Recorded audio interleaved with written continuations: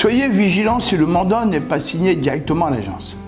Bonjour, heureux de vous retrouver pour vous parler d'un sujet fréquemment rencontré, malheureusement dans notre profession. Le mandat qui n'est pas signé directement à l'agence immobilière. Donc après la générique, nous allons aborder le sujet.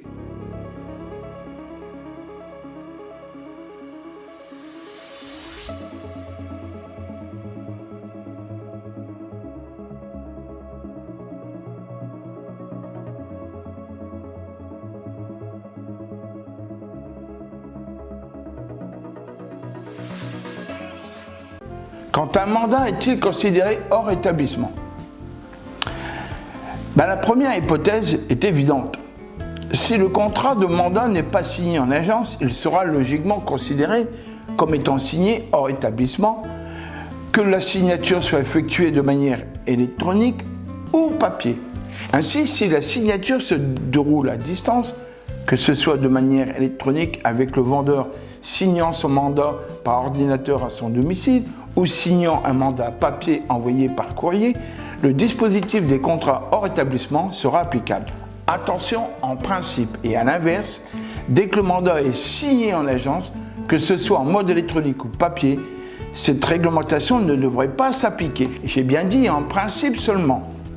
Attention, effectivement, la signature du mandat qui se déroule en agence, mais qui est précédée d'un démarchage à domicile, qu'il soit physique ou par téléphone, dans ce cas, la loi considère que le premier contact a bien eu lieu hors établissement.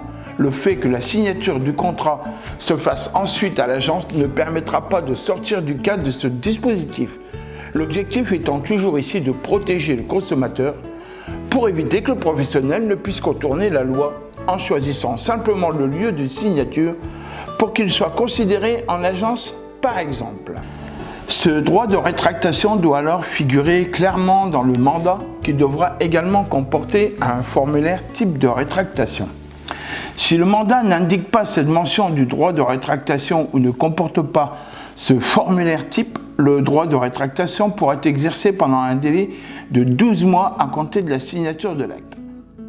Cette omission pourrait être alors lourde de conséquences si un acquéreur est trouvé dans cet intervalle. Le vendeur pourra valablement se rétracter et conclure la vente avec cet acquéreur, le tout sans devoir payer les honoraires de l'agence. Attention, il n'est pas possible de commencer la commercialisation du bien avant la fin de ce délai de 14 jours suite à un contrat conclu hors établissement, c'est-à-dire pendant la durée de cette rétractation. Cependant, sur demande expresse du consommateur, la publicité peut débuter avant la fin de son délai de rétractation.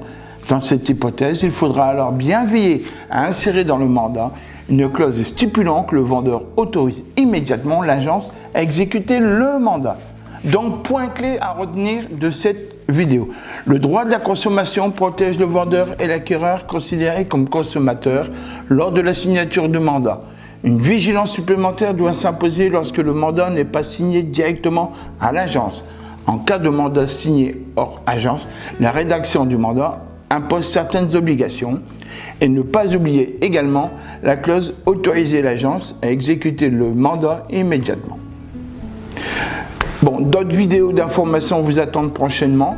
Abonnez-vous pour être informé en temps réel. À très bientôt.